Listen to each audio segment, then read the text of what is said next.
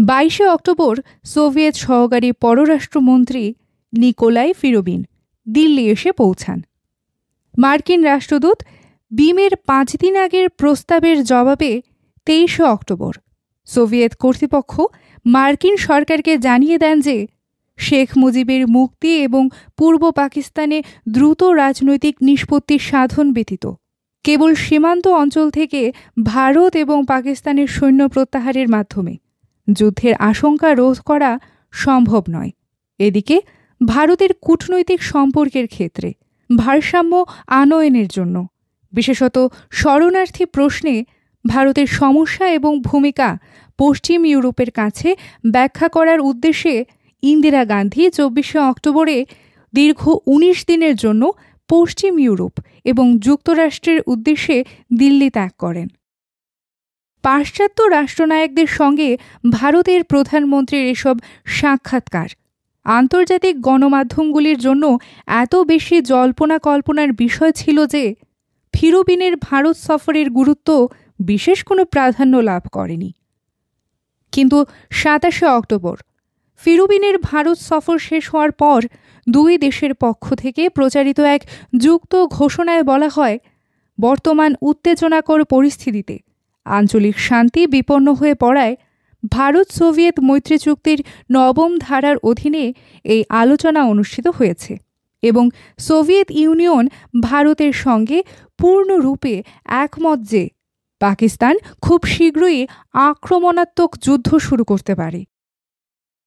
ফিরোবিনের প্রত্যাবর্তনের 3 দিনের মধ্যে সোভিয়েত বিমান বাহিনীর প্রধান এয়ার মার্শাল কোটাকভের নেতৃত্বে এক উচ্চ ক্ষমতাসম্পন্ন সোভিয়েত সামরিক মিশন দিল্লি রওনা হয়। 1 নভেম্বর থেকে আকাশপথে শুরু হয় ভারতের জন্য সোভিয়েত সামরিক সরবরাহ। অক্টোবরে অধিকৃত অঞ্চলে পাকিস্তানি বাহিনীর হত্যা, সন্ত্রাস এবং নিপীড়নের শাসন তখনও বলবৎ। এই হত্যা ও সন্ত্রাসের উপর একটি শাসনতান্ত্রিক আবরণ লাগানোর আয়োজনে ছিল ইয়াহিয়ার 12 অক্টোবরের বক্তৃতার মর্মকথা। ইয়াহিয়া যাতে এই দুষ্কর্ম সমাধা করার সুযোগ পায়, এজন্যই মার্কিন যুক্তরাষ্ট্র ভারত ও পাকিস্তানের সৈন্য প্রত্যাহার এবং এই দুই দেশের মধ্যে উত্তেজনা হ্রাসের উদ্যোগ গ্রহণ করে। এজন্যই মার্কিন যুক্তরাষ্ট্র ভারত ও পাকিস্তানের সৈন্য প্রত্যাহার এবং এই দুই দেশের মধ্যে উত্তেজনা হ্রাসের উদ্যোগ গ্রহণ করে। এছাড়া সীমান্ত থেকে উভয় দেশের সৈন্য প্রত্যাহারের জন্য জাতিসংঘ পর্যবেক্ষক নিয়োগের ক্ষেত্রে মার্কিন প্রস্তাবের পেছনে ছিল মুক্তিযোদ্ধাদের সীমান্ত পারাপার দুরূহ করে তোলার গূঢ় উদ্দেশ্য। কিন্তু জাতিসংঘ পর্যবেক্ষক নিয়োগ কেবলমাত্র নিরাপত্তা পরিষদের সিদ্ধান্ত বলেই সম্ভব। ভেটো ক্ষমতা সম্পন্ন সোভিয়েত ইউনিয়নকে এ ব্যাপারে সম্মত করানোর প্রয়োজন ছিল তাই সর্বাধিক। দৃশ্যত সোভিয়েত ইউনিয়ন পাকিস্তানের জন্য এই সংকট থেকে নিষ্ক্রান্ত হওয়ার একটিমাত্র পথই খোলা রেখেছিল, তথা শেখ মুজিবের মুক্তিসহ পূর্ব বাংলার মানুষের রাজনৈতিক বাসনা ও অবিচ্ছেদ্য অধিকারের স্বীকৃতির ভিত্তিতে উদ্ভূত সংকটের রাজনৈতিক সমাধান এবং পূর্ণ নিরাপত্তার ব্যবস্থা সহ সকল শরণার্থীর দ্রুত স্বদেশ প্রত্যাবর্তন নিশ্চিতকরণ। কিন্তু এইসব দাবি মেনে নেবার পর পাকিস্তানি রাষ্ট্র ব্যবস্থা টিকিয়ে রাখা যে কার্যত অসম্ভব, এই উপলব্ধি মার্কিন যুক্তরাষ্ট্রেরও সম্ভবত পূর্ণ মাত্রাতেই ছিল। কাজেই পূর্ব বাংলার উপর পাকিস্তানের নগ্ন সামরিক দখল বৈধকরণ একমাত্র উপায় হিসেবে ইয়াহিয়া 12 অক্টোবরের ঘোষণা অনুযায়ী 78টি জাতীয় পরিষদ আসনে প্রহসনমূলক উপনির্বাচন সমাপ্ত করা, ইয়াহিয়ার বিশেষজ্ঞ প্রণীত শাসনতন্ত্রের পক্ষে জাতীয় পরিষদের অনুমোদন লাভ করা এবং বেসামরিক প্রতিনিধিদের কাছে শাসনতান্ত্রিক ক্ষমতা হস্তান্তর সম্পন্ন করার জন্য ইয়াহিয়ার প্রয়োজনীয় সময় দেওয়া এবং ইত্যবসরে জাতিসংঘ পর্যবেক্ষকদের সহায়তায় মুক্তিযুদ্ধ এবং ভারতীয় সহযোগিতাকে নিয়ন্ত্রণে রাখার প্রচেষ্টাই ছিল মার্কিন কূটনৈতিক উদ্যোগের মূল কথা। অক্টোবরের 3য় সপ্তাহ নাগাদ এই মর্মে গৃহীত মার্কিন কূটনৈতিক উদ্যোগের ব্যর্থতা যখন স্পষ্ট হয়, তখনই অথবা তারও আগে কিসিঞ্জার পাকিস্তানের পক্ষে প্রত্যক্ষ সামরিক হস্তক্ষেপের কথা বিবেচনা করেছিলেন কিনা তা আজও অজ্ঞাত। তবে দ্বিতীয় মহাযুদ্ধের পর অন্য দেশের অভ্যন্তরীণ সংঘাতে মার্কিন হস্তক্ষেপের দৃষ্টান্ত বিরল নয়। এর মধ্যে কিছু কিছু ক্ষেত্রে অনুসৃত পন্থা ছিল মার্কিন নৌসেনার অবতরণ, যেমন ঘটেছিল 50-এর দশকে লেবাননে, 60-এর দশকে ডোমিনিকান রিপাবলিকে, কিন্তু 60-এর দশকের প্রারম্ভে দক্ষিণ ভিয়েতনামের স্বৈরাচারী শাসক গোষ্ঠীর পক্ষে মার্কিন সামরিক হস্তক্ষেপ, ধ্বংস ও হত্যার বিভীষিকা তুলনাহীনভাবে প্রসারিত হয়।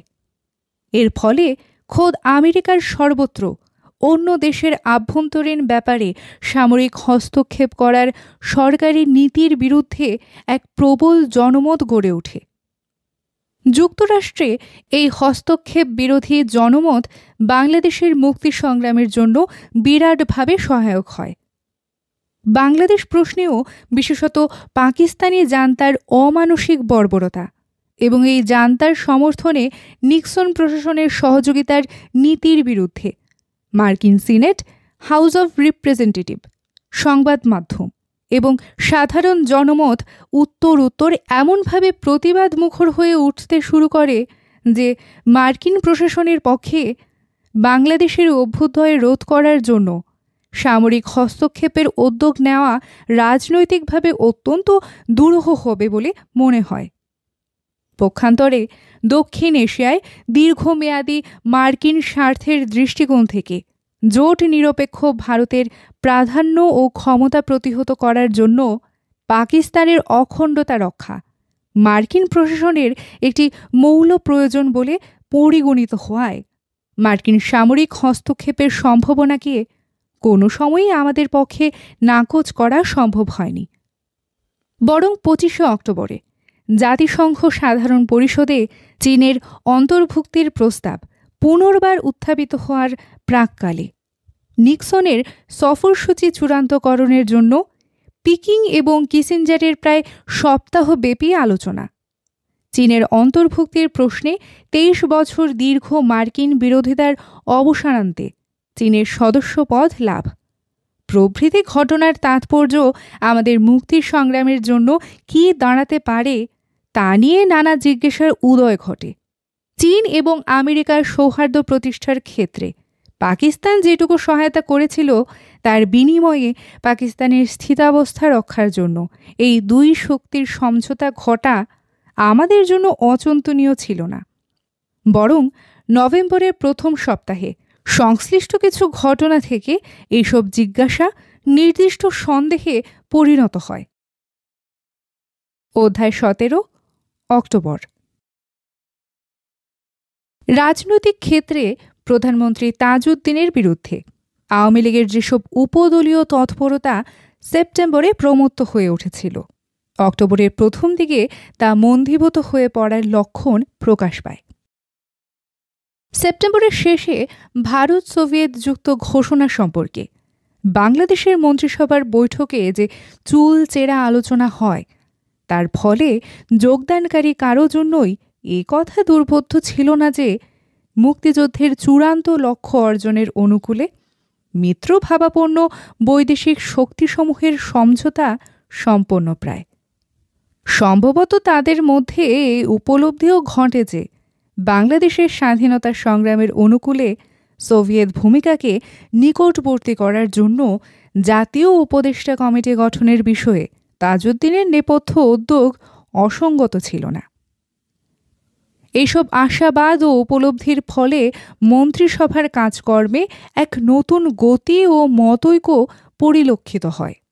ফলে মুক্তিযোদ্ধাদের তৎপর করে তোলা, নিয়মিত বাহিনী ও রাজনৈতিক নেতৃত্বের মধ্যে সৃষ্ট ব্যবধান হ্রাস করা, সরকারি প্রশাসনকে সংহত ও সক্রিয় করা, এমনকি যুদ্ধোত্তর পুনর্বাসন ও পুনর্গঠনের উদ্দেশ্যে বেশ কিছু সিদ্ধান্ত গ্রহণ করেন।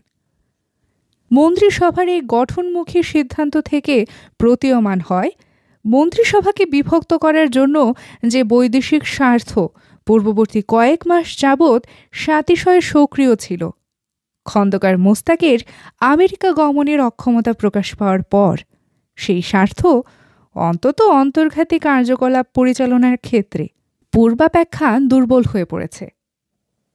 নীতিগত কারণে তাজউদ্দিন অনুসৃত পন্থার বিরুদ্ধে মন্ত্রিসভার সহকর্মীদের বিরোধিতা খানিকটা হ্রাস পেলেও এই বিরোধিতার ব্যক্তিগত উপাদান সম্ভবত কারো কারো ক্ষেত্রে অটুট থাকে। অন্তত তাদের ঘনিষ্ঠ রাজনৈতিক মহলগুলির প্রচারণার ধারায় তাজউদ্দিন বিরোধী উক্তির কোনো ঘাটতি ছিল না। কিছু তারতম্য দেখা যায় কেবল অভিযোগের বিষয়বস্তুর ভিন্নতায়। অক্টোবরের আগে অবধি তাজউদ্দিনের বিরুদ্ধবাদীদের মূল প্রচারণা ছিল তাজউদ্দিনের মুক্তিযুদ্ধের নীতি সম্পূর্ণ ভ্রান্ত, ভারতের ভূমিকা অস্পষ্ট বা ক্ষতিকর এবং সোভিয়েত ভূমিকা মুক্তিযুদ্ধের বিরোধী।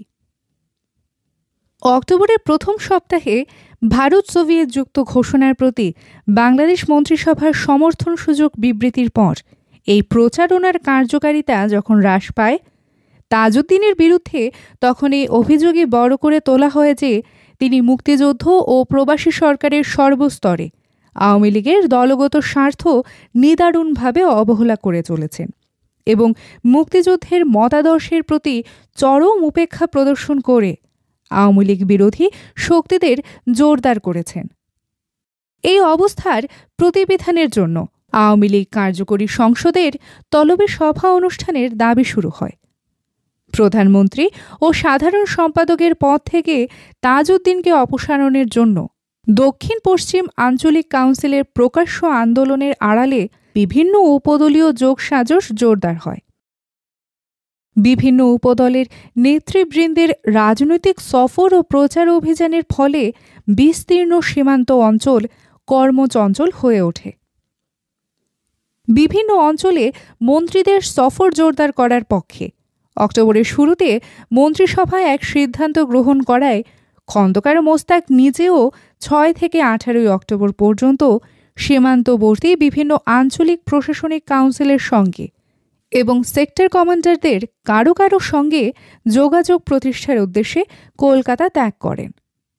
তার এই সফর অপেক্ষাকৃত তাৎপর্যময় হয়ে ওঠে এ কারণেও যে সমগ্র সফরকালের জন্য তার সঙ্গী ছিলেন পররাষ্ট্র সচিব মাহবুব আলম চাষী। যোগাযোগ ব্যবস্থা বর্জিত এইসব প্রত্যন্ত অঞ্চলে পররাষ্ট্র বিভাগের সদর দফতর থেকে প্রায় 2 সপ্তাহের জন্য মাহবুব আলমের অনুপস্থিতির কারণ মুখ্যতই রাজনৈতিক বলে প্রতীয়মান হয়। অন্তত বিভিন্ন আঞ্চলিক কাউন্সিলের নেতৃবর্গের সঙ্গে মোস্তাকের আলাপ আলোচনার যে খবর কলকাতায় এসে পৌঁছাত, তা থেকে দেখা যায় যুক্তরাষ্ট্র সফর নিয়ে নিদারুণ আশা ভঙ্গ হওয়া সত্ত্বেও প্রধানমন্ত্রীর পদে নিজেকে প্রতিষ্ঠিত করার ব্যাপারে তখনও তিনি সবিশেষ আগ্রহী। তবে পুনরায় তিনি মুক্তিযুদ্ধের আপোষহীন সমর্থক এবং কেবল তার নেতৃত্বেই এই যুদ্ধ পূর্ণ স্বাধীনতার লক্ষ্যে পৌঁছতে পারে এই ধরনের একটি ভাবমূর্তি গঠনের জন্য পরিষদ সদস্য ও দলীয় নেতৃবৃন্দের কাছে তার বক্তব্য দৃশ্যত গঠনমূলক হয়ে ওঠে। এমনকি তার এই সফর সম্পর্কে মন্ত্রিসভার কাছে লিখিত রিপোর্ট থেকে দেখা যায়, ভারত সরকারের তুষ্টির কারণ হতে পারে এমন কিছু মার্জিত মন্তব্য তাতে অন্তর্ভুক্ত করা হয়েছে। অবশ্য একই সঙ্গে তাজউদ্দিনের বিরুদ্ধে সেরনিয়াবাদ শেখ আজিজ নেতৃত্বাধীন গ্রুপ এবং শেখ মনি পরিচালিত মুজিব বাহিনীর প্রকাশ্য বিদ্রোহের পেছনে ইন্ধন যোগানের ক্ষেত্রে তার পূর্ব ভূমিকা অপরিবর্তিত থাকে। কিন্তু সামগ্রিকভাবে এসব উপদলীয় তৎপরতা দলের নেতৃস্থানীয় প্রতিনিধিদের মাঝে সাড়া জাগাতে ব্যর্থ হয়। তাছাড়া আওয়ামী লীগের অস্থায়ী সভাপতি সৈয়দ নজরুল ইসলাম এবং অন্যান্য দলীয় নেতৃবৃন্দের সঙ্গে পরামর্শক্রমে তাজউদ্দিন কার্যকরী সংসদের সভা 20 অক্টোবর ধার্য করায় তলবি সভা আহ্বানের পক্ষে বিরোধী উপদলীয়গুলির তোড়জোড়ো ভণ্ডুল হয়ে পড়ে। অক্টোবরের প্রথমার্ধে একমাত্র মুজিব বাহিনীর একাংশের কার্যকলাপে বরং অধিকতর বেপরোয়া ভাব পরিলক্ষিত হয়। এই বেপরোয়া ভাবের কতটা তাদের সংখ্যা বৃদ্ধির পরিচায়ক, কতটা পরিবর্তিত পরিস্থিতি সম্পর্কে তাদের অজ্ঞতার নিদর্শক, অথবা কতটা তাদের রাজনৈতিক ব্যর্থতাজনিত অধীরতার পরিমাপক, তা বলা কঠিন। অক্টোবরে বৈদেশিক ক্ষেত্রে মুক্তিযুদ্ধের ব্যাপারে মিত্রভাবাপন্ন শক্তিসমূহের সমন্বয় এবং অভ্যন্তরীণ ক্ষেত্রে মুক্তিযোদ্ধাদের ক্রমবর্ধিত সমাবেশ কোন প্রত্যাশন্য বোঝাপড়ার প্রস্তুতি, সেই সম্পর্কে অনবহিত এই তরুণ নেতৃত্ব তখনও তাজউদ্দিনের বিরুদ্ধে তাদের পুরাতন প্রচারণায় মত্ত। তাজউদ্দিনই বঙ্গবন্ধুর গ্রেফতার হওয়ার কারণ। তাজউদ্দিন যতদিন প্রধানমন্ত্রী ততদিন ভারতের পক্ষে বাংলাদেশের স্বীকৃতি দান অসম্ভব। তাজউদ্দিন ও মন্ত্রিসভা যতদিন ক্ষমতায় আসেন ততদিন বাংলাদেশের মুক্তি অর্জন সম্ভব নয়। এইসব বিদ্বেষপূর্ণ প্রচারণা, আওয়ামী লীগের একাংশের সঙ্গে তাদের সংঘাত এবং মুক্তিযোদ্ধাদের কোনো কোনো ইউনিটের সঙ্গে তাদের বিক্ষিপ্ত সংঘর্ষ, এমনকি নৌ কমান্ডোদের সঙ্গে তাদের অসহযোগী আচরণের সংবাদ প্রচারিত হয়ে পড়ার দরুন রাজনৈতিকভাবে মুজিব বাহিনী ক্রমেই বেশি অপ্রিয় ও বিচ্ছিন্ন হয়ে পড়তে শুরু করে। তাছাড়া মুজিব বাহিনীর 4 নেতাকেই তাদের পৃষ্ঠপোষকগণ উপমহাদেশের সর্বশেষ পরিস্থিতির আলোকে তাজউদ্দিন তথা মন্ত্রিসভা বিরোধী তৎপরতা থেকে বিরত হওয়ার পরামর্শ দান শুরু করেছেন বলে অক্টোবরের মাঝামাঝি ভারতীয় সূত্র থেকে আমাদের জানানো হয়। বাংলাদেশ সূত্র থেকে জানা যায়, কথিত পরামর্শের মুখে শেখ মুনীর ভূমিকা অপরিবর্তিত থাকলেও মুজিব বাহিনী দ্বিতীয় প্রধান নেতা হিসেবে পরিচিত সিরাজুল আলম খান তাজউদ্দিন মন্ত্রিসভা সম্পর্কে অপেক্ষাকৃত নমনীয় মনোভাব গ্রহণ করায় এই 2 যুবনেতার মধ্যে মতপার্থক্য বৃদ্ধি হতে শুরু করেছে। এই অবস্থায় মুক্তিবাহিনীর নেতৃত্বের একাংশের পক্ষে অধীর হয়ে পড়া অস্বাভাবিক কিছু ছিল না। বস্তুত তাদের এই অধীরতার সহিংস প্রকাশ ঘটে তাজউদ্দিনের প্রাণনাশের অসফল প্রয়াসের মধ্য দিয়ে। মুজিব বাহিনীর সদস্য হিসেবে পরিচয় দানকারী এক যুবক আগ্নেয়াস্ত্রসহ সহসা একদিন প্রধানমন্ত্রীর দফতরে হাজির হয়ে জানায় যে তাদের এক নেতা তাজউদ্দিনের প্রাণ সংহারের প্রয়োজন উল্লেখ করা মাত্র স্বেচ্ছায় সে এই দায়িত্ব নিয়ে সেখানে এসেছে, যাতে তাজউদ্দিনের জীবন রক্ষা করা সম্ভব হয়। তাজউদ্দিন তখন অফিসে সম্পূর্ণ একা। তাজউদ্দিন কর্তৃক জিজ্ঞাসিত হয়ে এই যুবক আরও জানায় যে এই বিষয়ে সে পূর্ণ স্বীকারোক্তি করার জন্য প্রস্তুত এবং কৃত অপরাধের জন্য কর্তৃপক্ষ যদি তার কোনো শাস্তি বিধানও করেন তবু তাতে তার কোনো আপত্তি নেই। তাজউদ্দিন আরও কিছু প্রয়োজনীয় জিজ্ঞাসাবাদের পর অস্ত্র সমেত যুবকটিকে বিদায় দেন। এই সময় মুজিব বাহিনীর বিরুদ্ধে মুক্তি বাহিনীর কোন কোন ইউনিটের এবং আওয়ামী লীগের একাংশের ক্ষোভ ও বিদ্বেষ এতই প্রবল ছিল যে এই ঘটনা প্রকাশের পাছে কোনো রক্তক্ষয়ী সংঘাত ছড়িয়ে পড়ে তা রোধ করার জন্য তাজউদ্দিন ব্যাপারটিকে সম্পূর্ণ গোপন করেন। কিন্তু সম্ভবত এই ঘটনার পরেই তাজউদ্দিন মনস্থির করেন মুজিব বাহিনীর স্বতন্ত্র কমান্ড রক্ষার জন্য রয়ের প্রয়াসকে নিষ্ক্রিয় করা এবং এই বাহিনীকে বাংলাদেশ সরকারের নিয়ন্ত্রণে আনার জন্য সর্বোচ্চ পর্যায়ে চূড়ান্ত চাপ প্রয়োগের সময় সমুপস্থিত। এইসব উপদলীয় প্রশ্ন নিয়ে সময়ের যথেষ্ট অপচয় ঘটত, অথচ মুক্তিযুদ্ধকে বেগবান ও সংহত করার জন্য সময়ের সদ্ব্যবহারের প্রয়োজন ছিল সবচাইতে বেশি। অক্টোবরের মাঝামাঝি পাকিস্তান ও ভারতের সৈন্য সমাবেশ সম্পন্ন হওয়ার ফলে সীমান্ত পরিস্থিতি একটি নির্দিষ্ট পরিণতির দিকে দ্রুত ধাবমান, অথচ তখনও অন্তত 30,000 মুক্তিযোদ্ধার ট্রেনিং প্রদান বাকি। আর যে 50,000 ইতিমধ্যে ট্রেনিং লাভ করেছে তাদেরকে সক্রিয় করে তোলার লক্ষ্য তখনও অনায়ত্ত। রিক্রুটমেন্ট থেকে শুরু করে ট্রেনিং সরবরাহ, শৃঙ্খলা নিয়ন্ত্রণ ও তৎপরতা প্রতিটি ক্ষেত্রে যে অজস্র সমস্যা প্রত্যহ চিহ্নিত হতো তার প্রশাসনিক সদুত্তর কাগজে কলমে খুঁজে পাওয়াও মাঝে মাঝে কষ্টকর হতো। সেগুলি বাস্তবায়িত করা তো আরও বেশি অসুবিধার কথা। মুক্তিযুদ্ধ ব্যবস্থাপনার এসব ছোট বড় দৈনন্দিন সমস্যাবলী ছাড়াও মুক্তিযুদ্ধের বৃহত্তর রাজনৈতিক আদর্শ এর আর্থ সামাজিক লক্ষ্যের সঙ্গে সংগ্রামকে যুক্ত করার কাজটি ছিল আরও বেশি জটিল।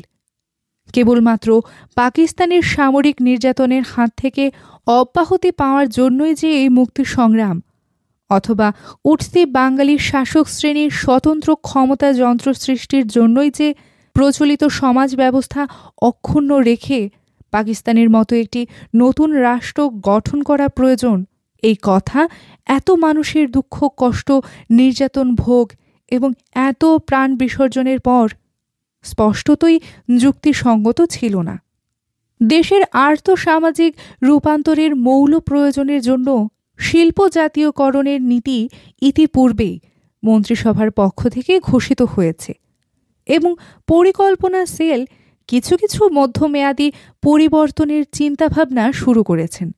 কিন্তু মুক্তিযুদ্ধের এই বৃহত্তর আর্থসামাজিক লক্ষ্য অর্জন প্রচেষ্টার সঙ্গে মুক্তিযুদ্ধ ব্যবস্থাপনার দৈনন্দিন বিষয়গুলিকে গ্রথিত করার জন্য যে সংগঠন, পরিকল্পনা এবং উদ্যমের প্রয়োজন ছিল তা অংশতই ব্যর্থ হয় রাজনৈতিক নেতৃত্বের দৃষ্টিভঙ্গির বিভিন্নতার কারণে এবং অংশত সময়ের অপচয়ে ও অভাবে। সময়ের প্রয়োজন সত্যই তীব্র ছিল।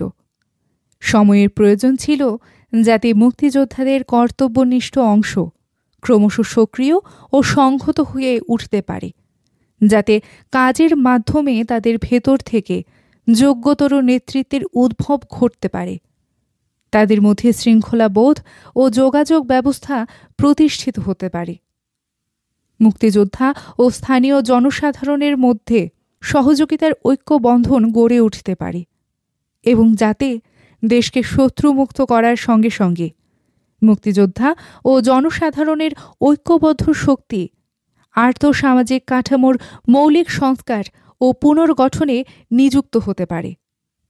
মাত্র 2-3 সপ্তাহের প্রাথমিক সশস্ত্র ট্রেনিংয়ের পর এই বিচ্ছিন্ন যুদ্ধ অনভিজ্ঞ কেন্দ্রীয় নেতৃত্ববিহীন তরুণদের প্রতিকূল অথবা অসংগঠিত অবস্থার মাঝে নিক্ষেপ করে এত অল্প সময়ের মধ্যে তাদেরকে সংগ্রামের সুসংহত শক্তিতে পরিণত করা কোনো মন্ত্র বলেই সম্ভব ছিল না। কিন্তু তাদের বিকাশের জন্য যতখানি সময়ের প্রয়োজন ছিল তার পথে অন্তত 2টি বাধা ছিল অতিশয় প্রবল। প্রথম, সামাজিক ও রাজনৈতিক কারণে 90 লক্ষ শরণার্থীর দুর্বিষহ ভার বহনে ভারতের ক্রমবর্ধমান অক্ষমতা। দ্বিতীয়, উত্তরে গিরিপথগুলি পরবর্তী বসন্তে তুষারমুক্ত হওয়ার আগেই উদ্ভূত সামরিক বিপদ নিষ্পত্তির জন্য ভারতের বোধগম্য ব্যগ্রতা।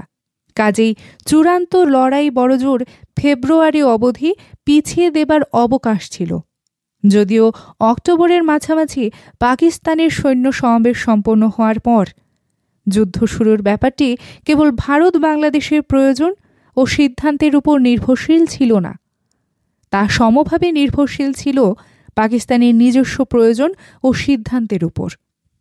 কিন্তু আন্তর্জাতিক কূটনৈতিক টানাপোড়েনের ফলে পাকিস্তানের যুদ্ধযাত্রার আগেই যদি শীত এসে পড়ে এবং উত্তরের গিরিপথসমূহ তুষারাবৃত হওয়ায় পরবর্তী এপ্রিল পর্যন্ত চীনের হস্তক্ষেপ অসম্ভব হয়ে পড়ে, তবে পাকিস্তানকে পরবর্তী এপ্রিল-মে পর্যন্ত যুদ্ধের উদ্যোগ গ্রহণ থেকে সম্ভবত বিরত থাকতে হতো। পাকিস্তানের এই অক্ষমতা সাপেক্ষে শীতের শেষ দিকে চূড়ান্ত লড়াই পিছিয়ে দিয়ে 2-3 মাস অতিরিক্ত সময় লাভ করা যায় কিনা সে সম্ভাবনাও বিবেচনা করে দেখা হয়।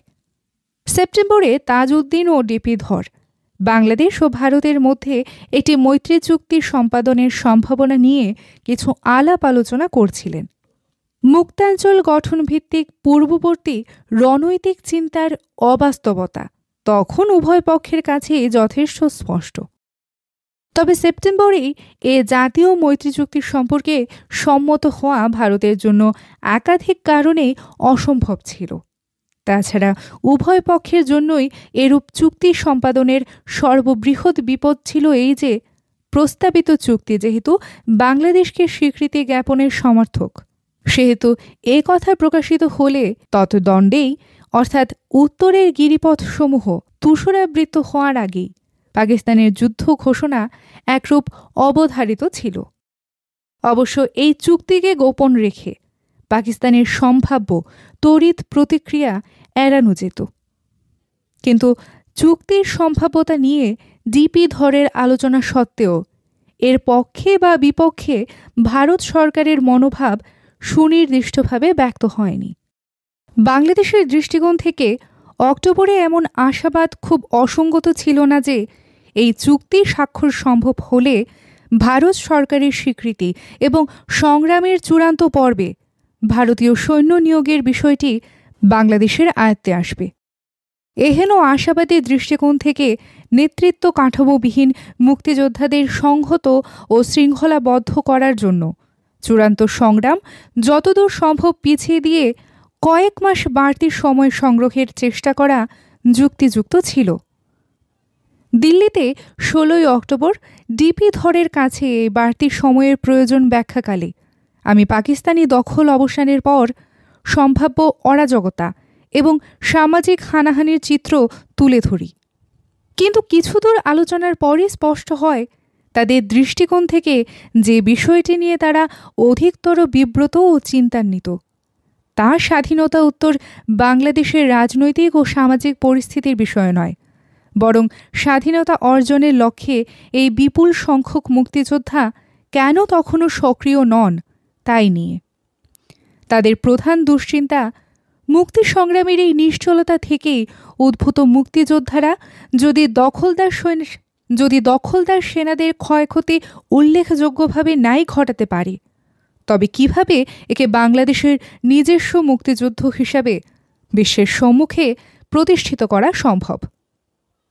তৎসত্ত্বেও যদি ভারতীয় বাহিনীকে প্রত্যক্ষ ভূমিকা গ্রহণ করতে হয়, তবে কিভাবে দ্রুত বিজয় সুনিশ্চিত করা সম্ভব? এবং যে যুদ্ধ বাংলাদেশের নিজস্ব মুক্তিযুদ্ধ হিসেবে বিশ্বের কাছে গ্রহণযোগ্য নয়, এবং ভারতীয় বাহিনীর অভিযান যেখানে মন্থর ও বাধাগ্রস্ত, সেখানে কিভাবেই বা বহিঃশক্তির হস্তক্ষেপ রোধ করা সম্ভব? তাদের অপর প্রধান উদ্বেগ ছিল বিগত কয়েক মাস ধরেই প্রায় অপরিবর্তনীয় মুজিবনগর রাজনীতির ক্রমবর্ধমান উপদলীয় অন্তর্দ্বন্দ্ব এবং বিশেষত তাজউদ্দিনের বিরুদ্ধে প্রস্তাবিত অনাস্থা প্রস্তাব নিয়ে।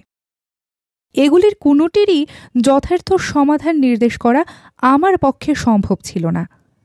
কিন্তু এইসব সমস্যা উত্থাপনের মধ্য দিয়ে এই বিষয়টি স্পষ্ট করা হয় যে বাংলাদেশের অভ্যন্তরে মুক্তিযোদ্ধাদের তৎপরতা উল্লেখযোগ্যভাবে যদি না বাড়ে, তবে চূড়ান্ত সংগ্রামের কোনো সময়সূচি অনুসরণ করা সম্ভব নয়। এগিয়ে আনা বা পিছিয়ে দেওয়ার প্রশ্ন কার্যত অর্থহীন। তবে তিনি জানান, সমগ্র মুক্তিযোদ্ধাদের একটি জাতীয় কমান্ড ব্যবস্থার অধীনে আনার জন্য এবং যুদ্ধের পর মুক্তিযোদ্ধাদের নিরস্ত্রীকৃত করার জন্য সংশ্লিষ্ট বিষয়গুলি পর্যবেক্ষণ করে সুচিন্তিত পরিকল্পনা গ্রহণ করা আবশ্যক, এবং এ বিষয়ে যদি তাদের কোনো করণীয় থাকে তবে তারা তা পালন করতে সম্মত আছেন। দিল্লিতে দুদিনে ডিপি ধরের সঙ্গে 3 দফা বৈঠকের পর সমস্যার উপলব্ধিকে গভীরতর করে যখন কলকাতায় ফিরে আসছিলাম, তখন অধিকৃত এলাকায় ঝড়ের আগের স্তব্ধ মেঘের মতো সমবেত মুক্তিযোদ্ধাদের মধ্যে হঠাৎ বাতাসের দোল শুরু হয়েছিল, বাইরে থেকে যা প্রথমে বুঝতেই পাওয়া যায়নি। 20 অক্টোবর কলকাতায় আওয়ামী লীগ কার্যকরী কমিটির বৈঠক শুরু হয়।